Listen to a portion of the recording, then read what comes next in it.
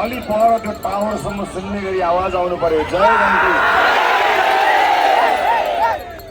म जसका लागि जुन निर्वाचन क्षेत्रमा यहाँ आज उभिएको छु, मलाई थाहा छ तपाईहरुले मन बनाइसक्नु भएको छ यहाँ भोट माग्न आउनु पर्दैन।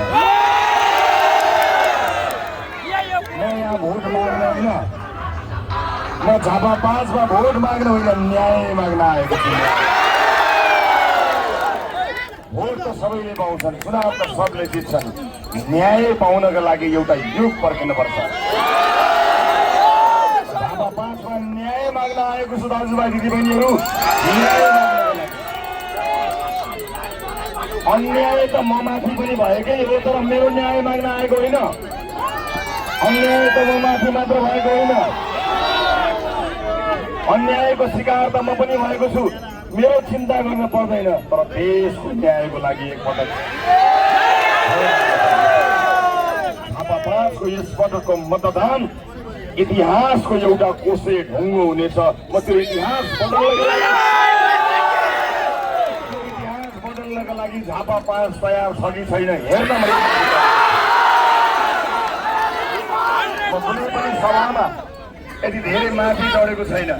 हुन त म त्यही धेरै माथि चढ्ने मान्छे होइन, भएकै मान्छे हो।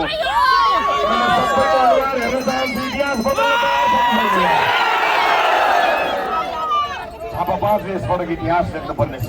देशलाई न्याय गर्नुपर्ने छ र देशलाई न्याय गर्नेछ भन्ने कुरा मैले विश्वास गरेको छु। आमा बुवा दाजुभाइ दिदीबहिनीहरू, यो देश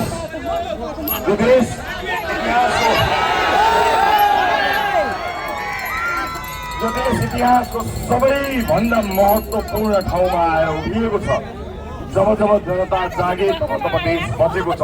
मलाई बाआमाहरूले आशीर्वाद दिँदै बाटोमा रोकेर भन्नुहुन्छ, बाबु यो देश बचाऊ। मैले सुनेको छु।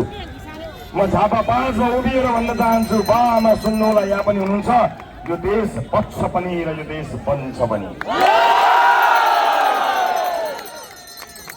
यहाँबाट निर्वाचित हुने तपाईको उम्मेदवारलाई राष्ट्रपाले भावी प्रधानमन्त्रीको रूपमा अगाडि सार्नु।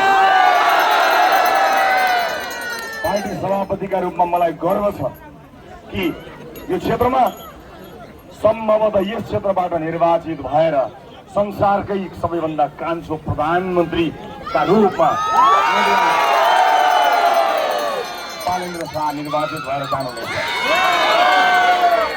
म यति भनेर बिदा हुन्छु।